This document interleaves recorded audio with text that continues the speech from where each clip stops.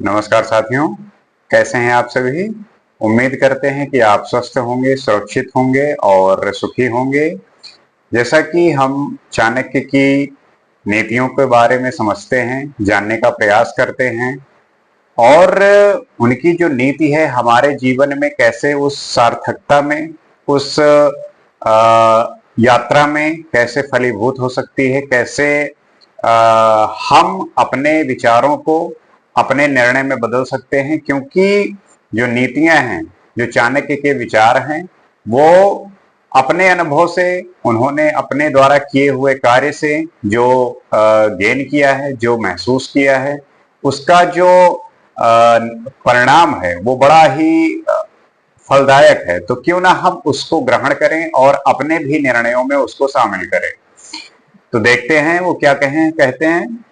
इक्षुरापा पयोमूलम ताम्बूलम फलम औषधम भक्षित्वा अपि कर्तव्या स्नान दान आदिका क्रिया। अर्थात गन्ना, पानी, दूध, कंदमूल, फल, पान तथा दवाइयों का सेवन करने के बाद भी स्नान आदि और धर्म कार्य किए जा सकते हैं।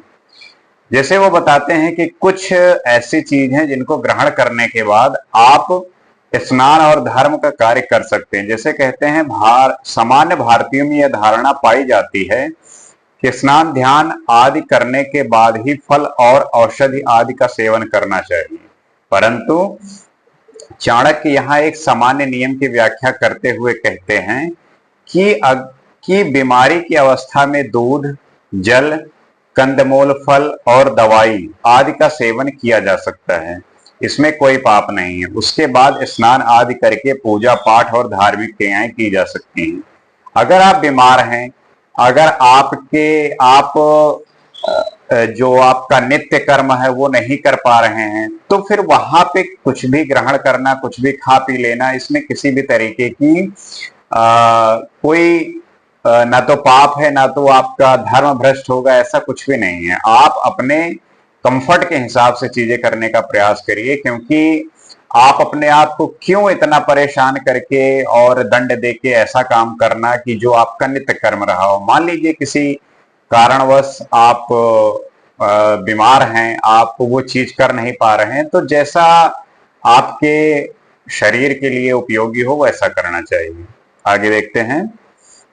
दीपो भक्षते ध्वांतम कंजलम च प्रसूयते यदन्नम भक्षय नित्यम जायते तादृशी प्रजा। अर्थात दीपक अंधकार को खाता है और उससे काजल की उत्पत्ति होती है। इसी प्रकार मनुष्य जैसा अन्न खाता है वैसे ही उसकी संतान उत्पन्न होती है। तो यहाँ पे इस बात को समझ सकते हैं कि जब दीपक जलता है और अंधकार मिट जाता है, लेकिन आप बाद में देखेंगे कि वहां पे काजल उत्पन्न हो जाता है। वैसे ही जब व्यक्ति जैसा खाता है वैसे ही उसके संतान होते हैं। कैसे? दीपक अंधकार को खाता है और अंधकार काला होता है। दीपक के जलने से काले काजल की उत्पत्ति होती है। यह एक उदाहरण है। यदि व्यक्ति अच्छे कार्यों से अपनी आजीविका चलाएगा तो उसकी संतान भी सद्गुणों से युक्त होगी। और यदि वह चोरी और मक्कारी से पैदा किया हुआ धन से अपनी संतान का पालन पोषण करता है तो संतान के विचार भी उसी प्रकार के निकृष्ट होंगे। तो ये डिपेंड करता है कि आप काम क्या करते हैं, आपके विचार कैसे हैं। क्योंकि आपके द्वारा किया हुआ कार्य, आपका जो स्वभाव है वो आपके बच्चे में भी पहुंचता है, और जैसा आप कार्य करते हैं वैसे ही आपके बच्चे सीखते हैं। तो आपको हमेशा इस बात का होश रखना चाहिए कि जो आप कर रहे हैं वो बच्चे उसको फॉलो करते हैं और उसको ध्यान देते हैं। तो आपको हमेशा इस बात को लेके अवेयर रहना चाहिए। आगे देखते हैं। वित्तम देहि गुणान्वितेषु मति मन्नान्यंत्र देहि क्वचित प्राप्तम वारिणि धैर्यजलम घन मुखे माधुर्य युक्तम सदा जीवन स्थावर जंगम मश्च सकलान संजीवव्य भूमंडलम भुवा पश्य तदेव कोटि गुणतम गच्छन्तम भोनि निधि। अर्थात बुद्धिमान या अच्छे गुणों से युक्त मनुष्य को ही धन दो, गुणहीनों को धन मत दो। समुद्र का खारा पानी बादल के मीठे पानी से मिलकर मीठा हो जाता है और इस संसार में रहने वाले सभी जड़, चेतन, चर और अचर जीवों को जीवन देकर फिर समुद्र में मिल जाता है। आप कितनी गहराई है इस बात में कि चाणक्य ने बुद्धिमान व्यक्ति को धन देने की उपमा वर्षा के जल से दी। अर्थात वर्षा का जल सभी जगह जड़, चेतन, चर, अचर अर्थात संसार में जितने भी जीव हैं सबको जीवन देने के बाद फिर समुद्र में जा मिलता है और फिर समुद्र से करोड़ों गुना अधिक जल बादल को प्राप्त होता है। अर्थात गुणी व्यक्ति को दिया हुआ धन अनेक अच्छे कार्यों में प्रयुक्त होता है।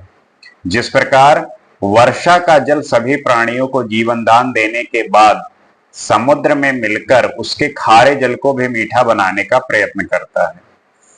इससे आप समझ गए होंगे कि अगर आपको धन देना है तो आप ऐसे व्यक्ति को दीजिए जो गुणी हो, जो समझदार हो, क्योंकि जब उसके पास धन आएगा तब वो उसका सही से सदुपयोग करेगा, उसका अच्छे से उपयोग करेगा। क्योंकि अगर किसी ऐसे व्यक्ति के पास धन पहुंचा जो ये नहीं समझता कि धन का सही उपयोग कैसे कर सकते हैं, उससे और व्यक्तियों को कैसे लाभ प्राप्त हो सकता है, तब वो धन आपका खराब हो जाएगा। लेकिन अगर आप धन सही व्यक्ति को दे रहे हैं तो उससे जो है और लोगों को फायदा मिलेगा। जैसे आप समुद्र को देखिए, वहां पे समुद्र का पानी बादलों के साथ मिलता है, वर्षा होती है और वो वर्षा का जल जो होता है वो मीठा होता है, वो फिर जल जो है फिर समुद्र में जाके मिल जाता है। तो इससे आप सीख सकते हैं कि आप जो काम कर रहे हैं उससे क्या दूसरे को फायदा हो रहा है, क्या आपका काम स्वार्थी तो नहीं है, क्या आपके द्वारा किया हुआ काम ऐसा है जो दूसरों को कष्ट पहुंचा रहा है। तो आप सतर्क हो जाइए, आप क्यों ऐसा काम करें जिससे किसी दूसरे व्यक्ति को दुख पहुंचे, कष्ट पहुंचे। आगे देखते हैं। चांडालानाम सहस्त्रेचा सुरभिस्त तत्वदर्शी एको ही यवना प्रोक्तो ना नीचो यवनात् परा। अर्थात तत्व को जानने वाले विद्वानों ने यह कहा है कि हजारों चंडालों के समान एक यवन अर्थात मिलेच्छ धर्म विरोधी व्यक्ति होता है, इससे बढ़कर कोई दूसरा नीच नहीं होता।